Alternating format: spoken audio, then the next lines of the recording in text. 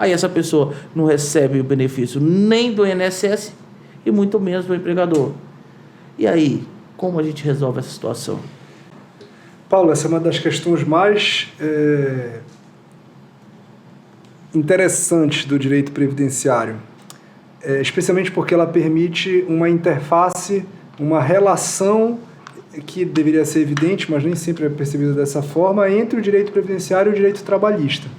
A gente costuma chamar essa situação que tu descreveste como limbo previdenciário. Tem alguns interessados que podem procurar nas fontes de pesquisa da internet, que vão encontrar muitas decisões nesse sentido e material de diversas origens para ajudar na compreensão disso. A situação ela é simples de compreender. Trabalhador braçal, por exemplo, o trabalhador de uma transportadora trabalhava fazendo carga e descarga de caminhão. Esse cara desenvolveu uma hérnia de disco, foi para o INSS, ficou afastado e recebendo auxílio-doença durante 8 meses.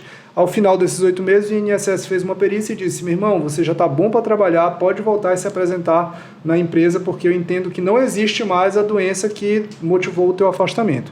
Aí o cara se apresenta, chega lá na empresa com seus documentos e diz: olha, acabou meu benefício, vim aqui me reapresentar. E aí o cara diz: tudo bem, mas para você se reapresentar, você vai ter que fazer um exame admissional, como se fosse um exame admissional. Passa lá no nosso médico do trabalho que ele vai te dizer se tu tens condições ou não de trabalhar. E chega lá na empresa, o médico diz: não, mesmo problema que você tinha, você ainda tem, o trabalho é o mesmo, carga na coluna vai te dar o mesmo problema. Não vou admitir porque eu entendo que a empresa diz que você não está apto para o trabalho.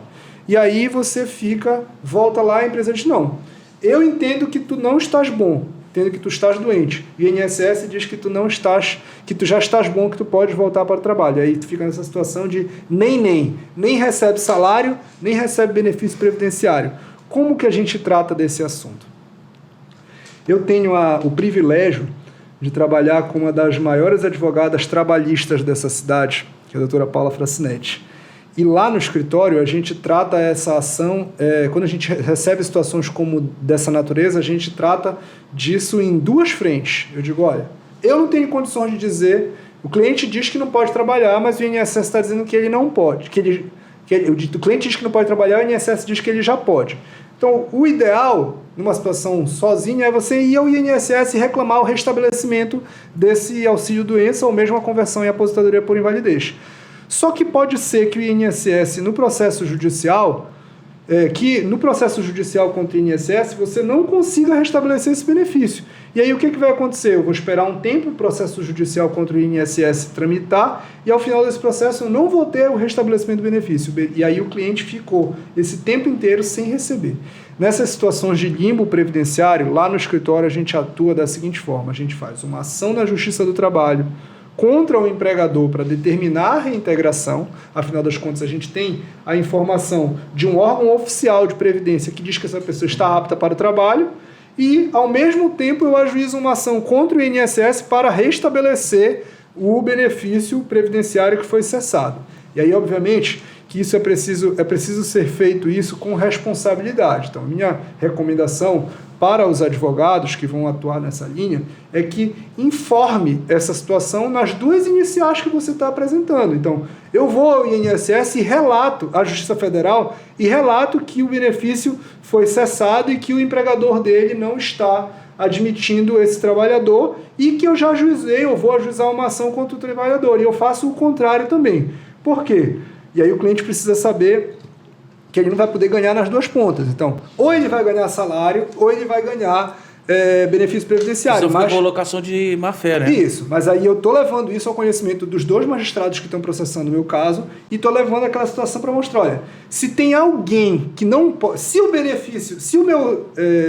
meu cliente está incapacitado ou não, quem vai definir são as perícias que vão ser feitas aqui na Justiça.